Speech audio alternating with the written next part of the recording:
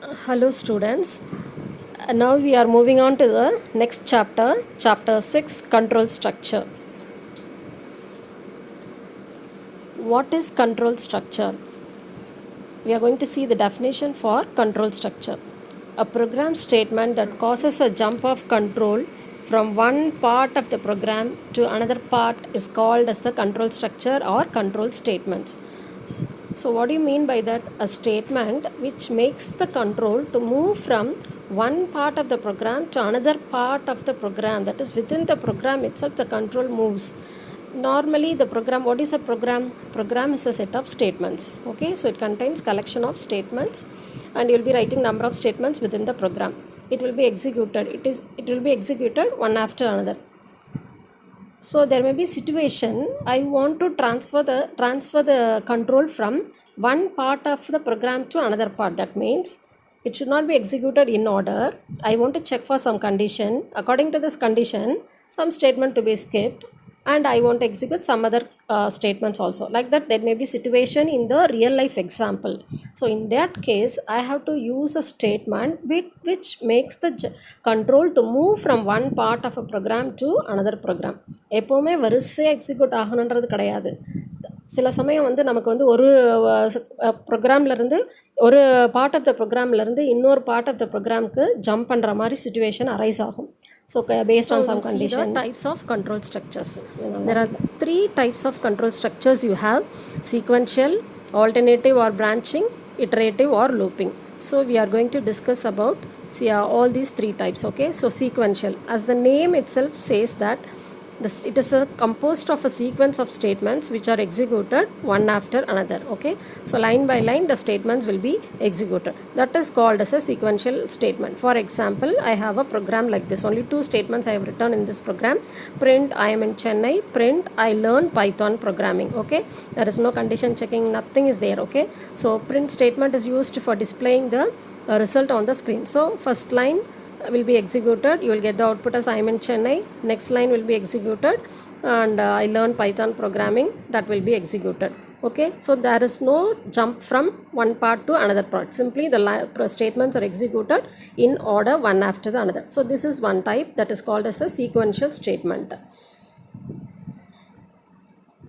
Next we are going to see about what is alternative or branching statement. We have three kinds of alternative or branching statement: simple if statement, if else statement, if elif statement. And we are going to see the syntax of all these three statements. What do you mean by alternative or branching statement? That is, I want to check for a condition. That condition may result in true or false. If it is true, means one statement to be executed.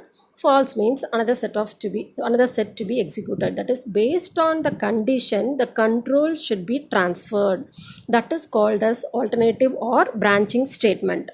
First one is simple if statement. We are going to see that it is the simplest of all the decision making statements. Condition should be given in the form of relational or logical expression. Simple if statement is the simplest of all the decision making statements. The branching statement is otherwise called as the decision making statements because we are checking for a condition and we are making the decision. That's why it's called as the decision making statement. So if statement is the simplest one and the condition should be given in the form of relational or logical expression. For all the three, if statement, if elif and if else statement, we have to give the condition. So based on the control structure, usually will be checking for some condition and it may either branch over or it may repeat the set of statements. That is called as the control structure. Okay, so here condition should be given in the form of relational or logical expression. So I can give the condition in the form of relational or logical expression, that is the variables connected with relational operators or logical operators. For example, I can write as a less than b or a equal to b, like that. If I give means, that is called as the relational expression. So logical expression means a less than b and a not equal to 5, like that. If I gave, that is called as a logical expression. So while checking, usually the relational operators and logical operators will give us the result as true or false. So while checking that, it will be giving us the result as true or false. Okay, so for example, what is the syntax of writing this if statement? first the keyword if, after that we have to leave a space, then write the condition, okay, and following that you should put a colon. In C++ program every statement should be terminated with a semicolon, but here not so. Instead the if statement, else statement, while loop, for loop, all those things should be terminated with colon. So we have to necessarily write colon at the end. If, write the condition, then write colon, then we have to give the statement block in the next line. Okay, now we will see a simple example. Program to check the age eligible for voting. First we have to get the age. Okay, so I am getting in the variable x. X is equal to int of input of enter your age. Okay, so I want to get the value. For that I am giving the message enter your age. Okay, so that will be displayed. So I have written in the input function, before that I am writing, I have written int. What is the use of int function? Because input function always accepts the value as string or sequence of characters. By default, whatever we are typing in the keyboard, everything will be accepted as a string only. So I have to convert this into int, means definitely we should write int before the input function. Okay, so when you want to accept numbers means write the int function. If I want to accept string means no need to write the int function. Okay, so x equal to int of input of enter your age. So whatever value you are entering, that will be stored in the variable x. Next I want to check for the variable is greater than or equal to 18. So I am using the if statement. If space, I am giving the condition x greater than or equal to 18 followed by colon. Print you are eligible for voting. Okay, so if it is true means then it will be showing the message you are eligible for voting. Okay, and we don't have any option for false. So simple if works on only one condition, true, what we have to do, that is the simple if statement. Okay, so what is the output? Enter your age is displayed. If I type 34, it will display the message you are eligible for voting. So suppose if I enter 16, there is no else option I have given. So this is a simple if statement, so nothing will be displayed. So this is about the if statement. Next we are going for if else statement.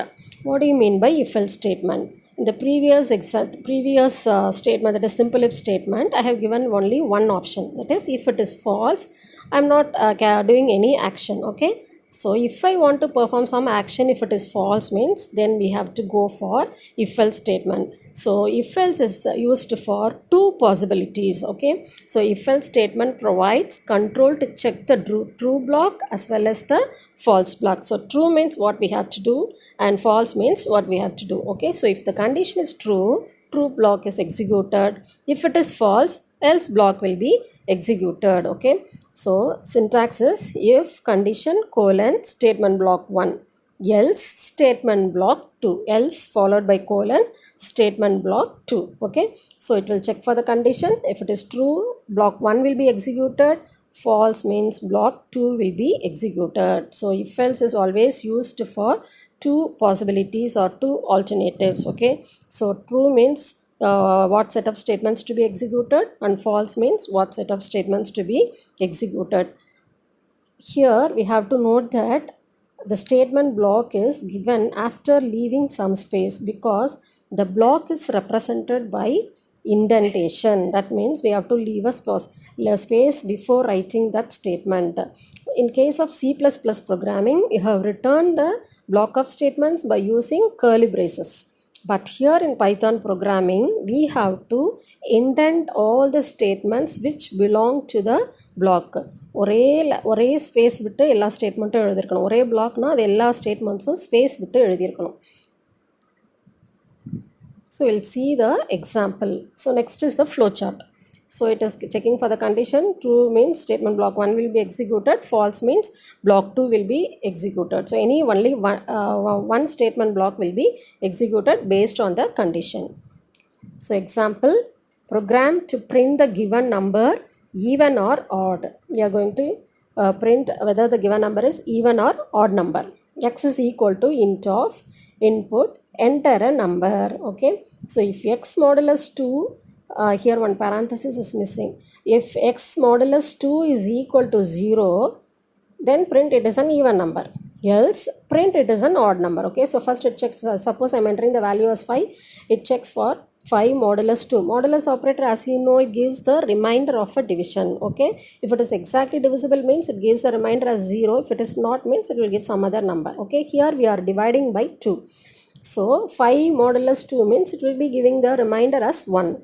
So it is not equal to 1 is not equal to 0. So automatically it will go to the else part. There I have given the message, that is it is an odd number. So that message will be displayed. Enter a number. I have entered 44. So 44 modulus 2 will get the answer as 0. So 0 equal to 0, it is true. So it will be giving us the message it is an even number. For 45 it gives the odd number. Okay, this is about the if else statement. Next one is we are going to see about nested if else statement. That means we have seen for one possibility we are using if statement, simple if statement. Two possibilities means we have to use if else statements. Now we are going for if else. Suppose in a real life example, I want to check for more number of conditions and execute based on the condition means, then definitely we have to go for if else statement. That is, it's similar to multiple choice question. For a question there may be different answers. That is, I want to check for one condition. If it is not not satisfied means I have to go and check for another condition, like that. Or if I want to include if statement within another if statement means, then it is we have to go for if elif. Okay, so to construct a chain of if statement, then elif class can be used for instead of a else. Okay, so if condition 1 statement block 1 elif. In C++ programming we have written as else if, but here it is elif. So elif condition 2 colon statement block 2 else statement block n. So here I am checking for condition 1. If it is true, statement block 1 will be executed. That suppose if the condition is false means it will check for the next condition given in the elif statement. And if it is true, statement block will be executed.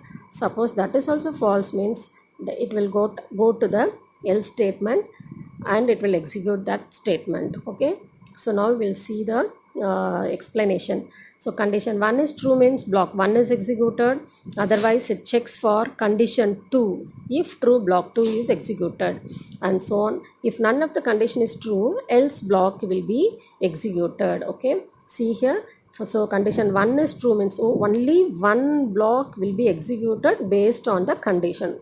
Condition 1 is true means statement block 1 will be executed and skip the other statements. Okay, and it will go for the next line of the program. Suppose if it is false means it will go and check for condition 2. If it is true, statement block 2 will be executed and it skip the else statement. So only one thing will be executed. Okay, so suppose none of the condition is true, then automatically it will go to else statement. Whatever statement given in else block, that will be executed.